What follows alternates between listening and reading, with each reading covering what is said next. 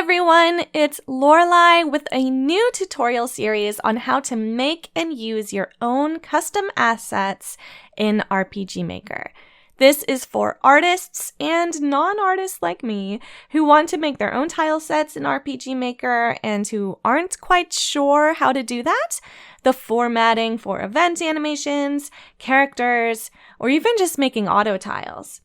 The game you see here is something I was working on with my own art. As you can see, I'm not very good at drawing, but I was able to figure out how to do it, and I thought I would share what I learned with you guys. If any of you have your own methods that I don't go over here, please go ahead and comment with what you do so we can all help each other out, This tutorial is going to be split into 3 chapters: making characters and events, making auto tile, floors, and walls, and then making cliffs and other B, C, D, and E tiles. I'll be focusing on hand-drawn art like this because I feel like there's already a lot of pixel art tutorials out there. That being said, I highly recommend using a drawing tablet for this. I'm using an Intuos I bought years ago. I'm sure there are some cheap options out there. I'll also be using Adobe software for these tutorials because that's what I'm comfortable with. If you want to use another program, just make sure it has a pattern mode. That will be important for auto tiles later. So let's start with characters and event graphics, all of which are just called characters. I'm going to show you how they are formatted first, and then we'll make our own character as an example.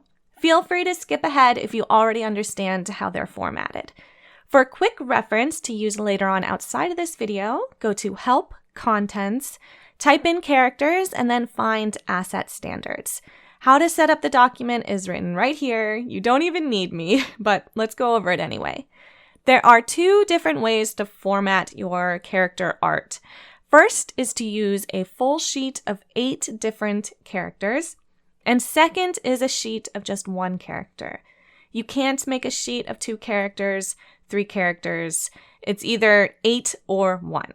Well, you can, but the remaining characters would need to be transparent, so it's still an 8-character sheet. You can't change the format of the document. So let's look at some examples. This is Actor 1.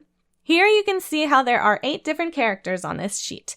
Each of these 8 characters are then 3 frames across, 4 frames down. The 3 frames are stepping animations, and the 4 frames are directions down, left, right, and up. To use the 3-frame animation, you'll want to turn stepping on in the engine. It will go to the idle cell here, 1, 2, 3, 2, 1, 2, 3, like that. To use the 4-frame animation, you need to use the move root command to turn the event up, down, left, or right. 3 frames or 4 frames is the limit of animation in RPG Maker, and if you want more frames in your animation, then you'll need to use a plugin. Not all events need to be animated. You don't have to animate them. They can be completely still, but it still needs to be 3 across and 4 down, so just make the other cells transparent. Next, the characters do not need to be 48 by 48. It does not matter what size your graphic is, as long as it follows the correct format. See how there is no special sign in front of the file name. This tells the engine that there are 8 characters on this sheet.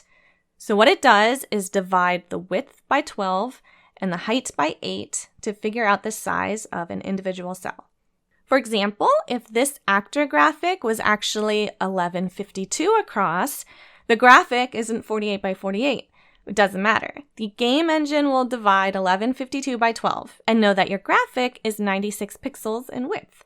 And so that's why formatting is so important. You just have to follow the rules of the engine. Also, because there's no sign in the file name, the characters are going to be a little bit offset from the engine's grid to make them look more natural when they're standing in front of things like walls. So let's look at chest.png.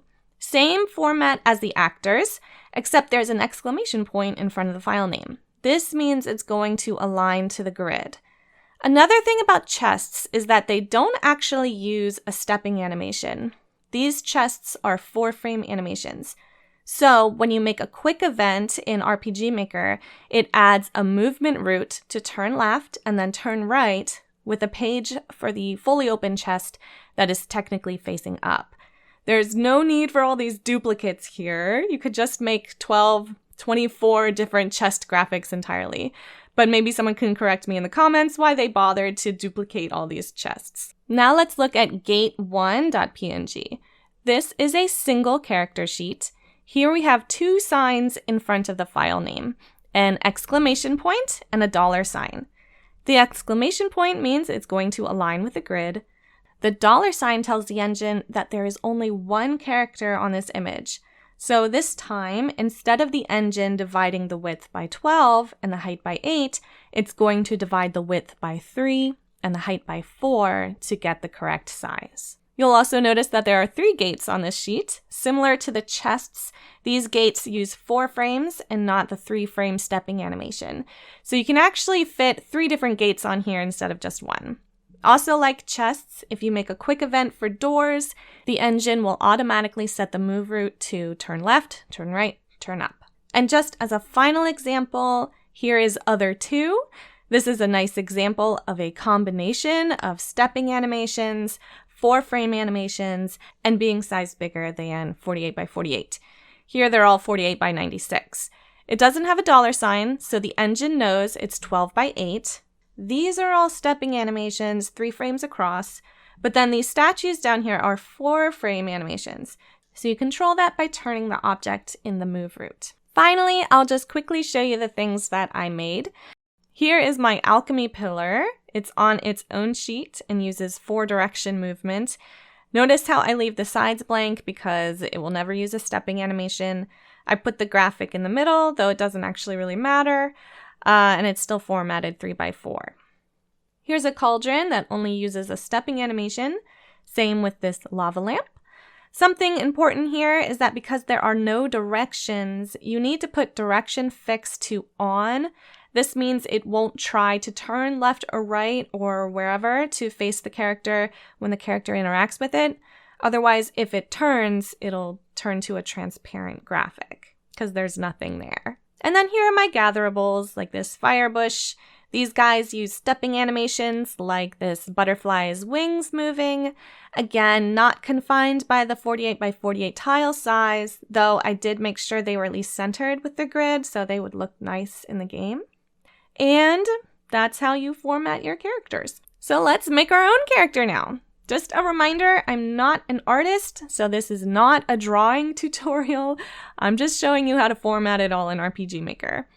We're going to use Photoshop for this, but I actually had a lot of success using Adobe Animate for a lot of my events. Airy was made in Photoshop, but this alchemy pillar was made in Animate and exported as a sprite sheet and then reformatted a little bit in Photoshop. I could make a tutorial for that, but I still have no clue what I'm doing in Animate, so I don't know if I will. So let's make our character. Okay, we'll start with a new document of any size. It doesn't matter. I recommend putting the grid on at 48 by 48 or whatever size your game is using. So make a new layer and we'll start drawing. Okay, we are going to make something super simple because again, this is not a drawing tutorial. Make sure snap is off. How about we zoom in a bit and I have this grid on just so I can see how the character will look kind of when it's aligned to the grid. It's okay if we go over the grid a little bit. It's just there for reference. So let's make a character that's just like a head and a body. Easy. And then they're going to have like little hands and then little feet. And that's our character. Let's fill it in. I like to use color palettes. This is from Low Spec, Jacoba. I've also got Pear here. Let's go ahead and use Pear. This is lightly colored in. Again, you're the artist, not me. This is just going to be our cute little guy.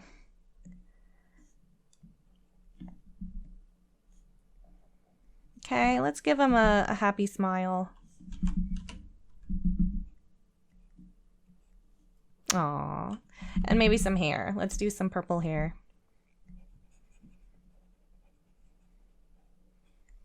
And then continue the outline. for the aesthetic. And there we go. And then maybe let's give him like, I don't know, a little coat.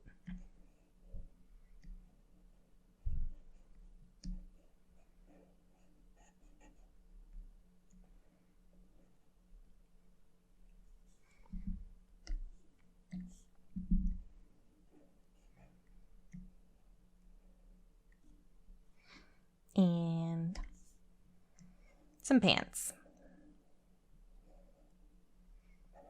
This is more detailed than I thought I would get, but that's fine. He needs some clothes.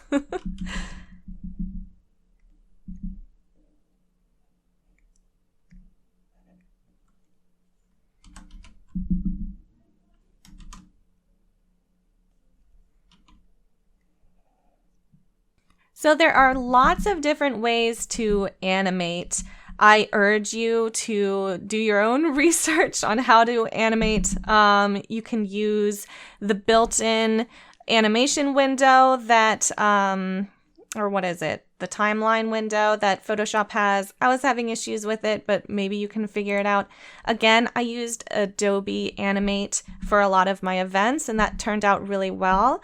For this character, what I'm going to do is just make a different layer of the same character. And this one I'll call it down. And then this could be down step left. And let me hide down. So let's just use the lasso tool, or rather marquee tool, to move his hands. So it looks like he's walking. Here's one step. And then we'll do down step right.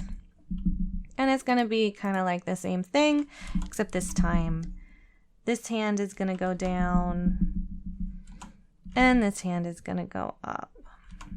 Like that, I guess. I don't know. We'll see how it looks in game. Suppose we should do the same thing with his feet. I'll put this foot up and this foot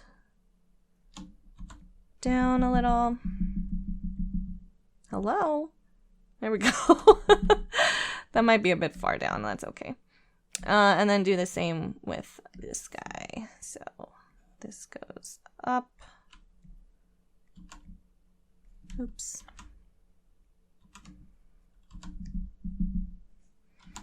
And then this guy is already really far down,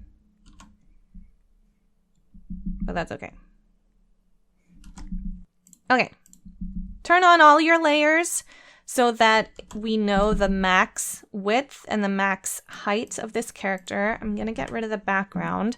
So then I can go to Image, Trim, and then trim all transparent pixels.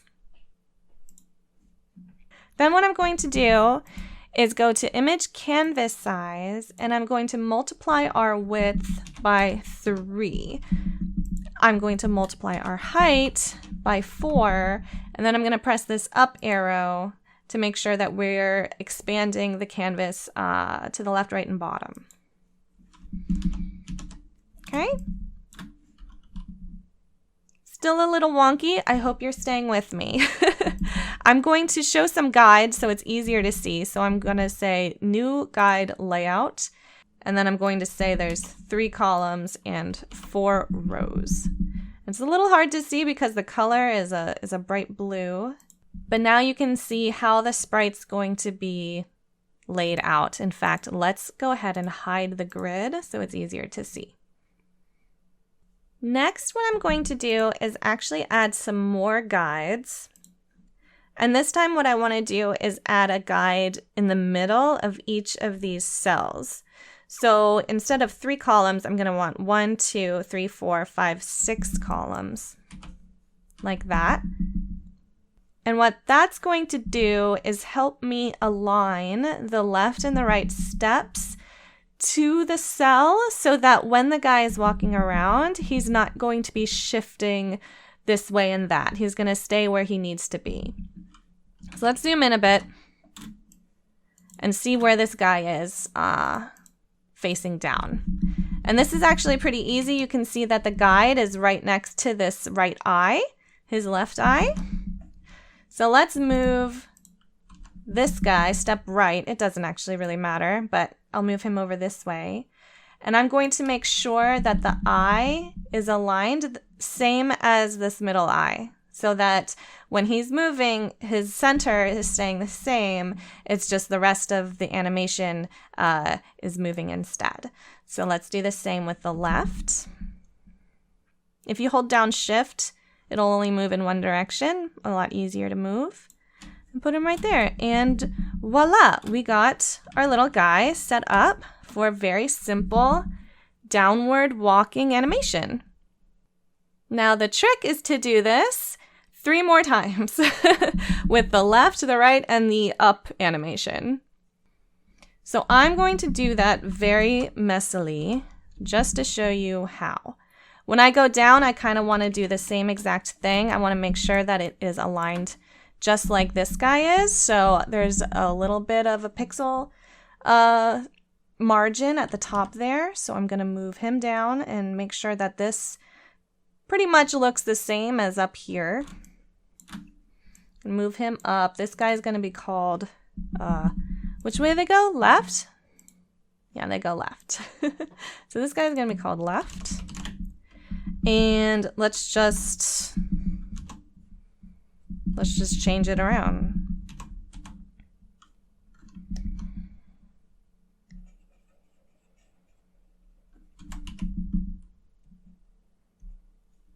Okay.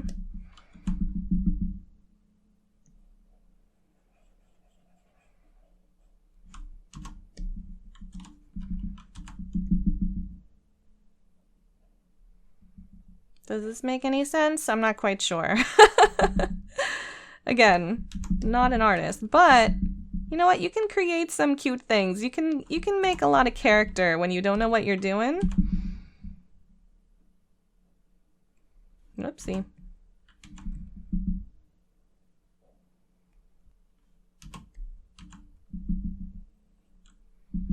There, you know what? That's fine.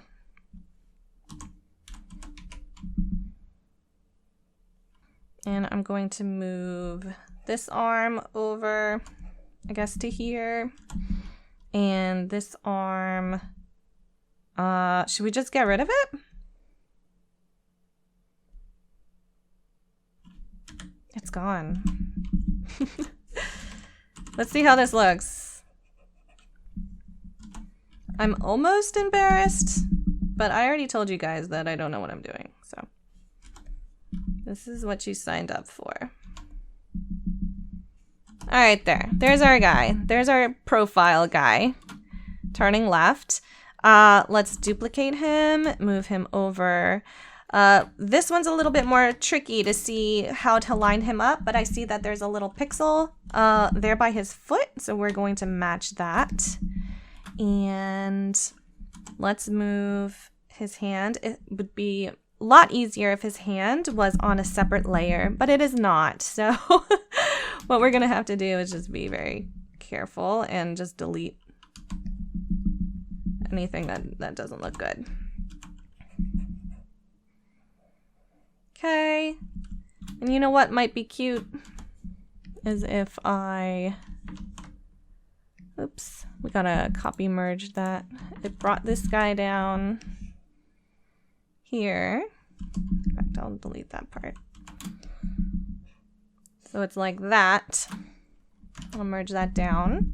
And then let's bring this guy back. Bring him over here. Again, make sure it is aligned nicely with that center. And then I'll move that guy up, and he's gonna be left, step, left, left, step, right. Now we want this arm to be in front.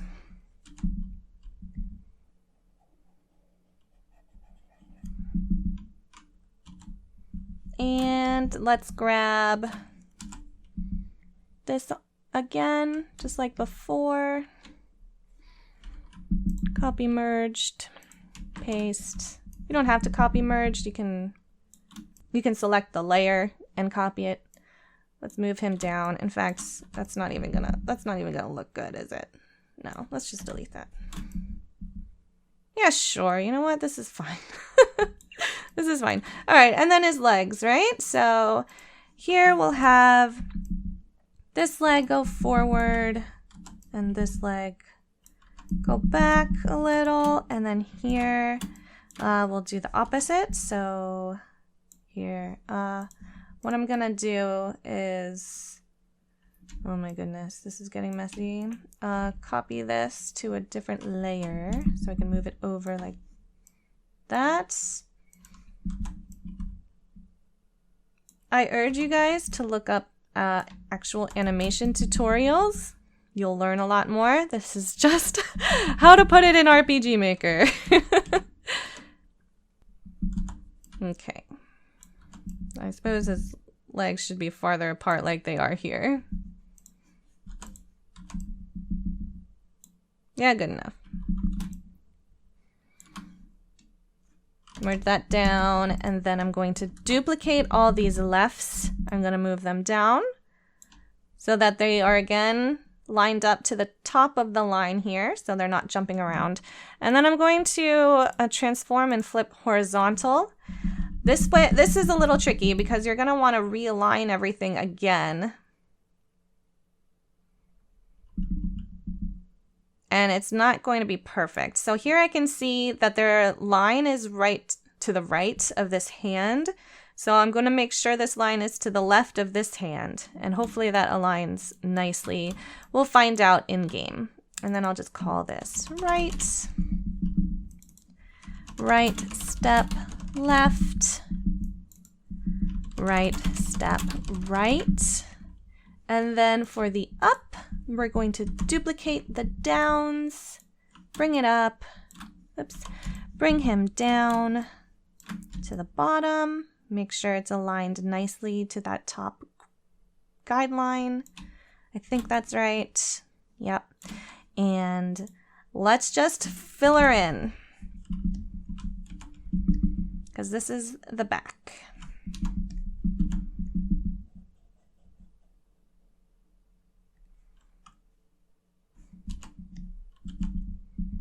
Oops.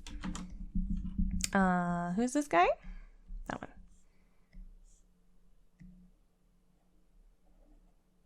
Oops.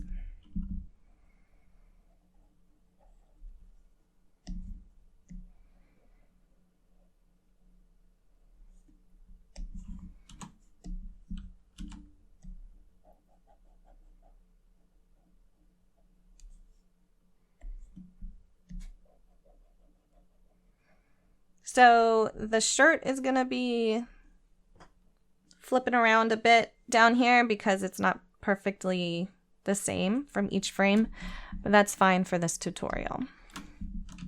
All right, here's our guy. I'm going to save him and put him in the game. Make sure it is under characters. I'm going to save it as a PNG, and we're just going to put a $sign in front of this guy and call him Guy. Okay, let's go into our game. Change our character to Guy. There he is in all his glory. Let's see how he looks.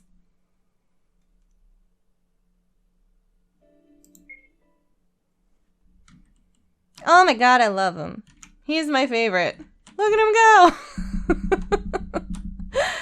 And that's all there is to it. Pretty simple stuff. The same workflow can be used to make chests, to make doors, to make anything you want. Honestly, it becomes so freeing once you find out like that you can do this. You know what I mean? You don't have to be an artist to make something that's kind of cute. So I think that's everything that I wanted to go over for this part of the video. As a reminder, the signs in front of the file names are very important. It basically tells the engine how big and how to divide your graphic and that there are 2 different ways that you can animate. You can animate by a looping stepping animation, or you can animate by changing their direction within the move route. So I hope you liked this video. I hope it taught you something. In the next video, we're going to be going over the dreaded auto tiles, but it's actually pretty easy. At least I came up with a system that I think makes it a little easier. So I hope you'll stay and watch that when it's out. Thank you so much for watching. I will see you in the next video. Bye.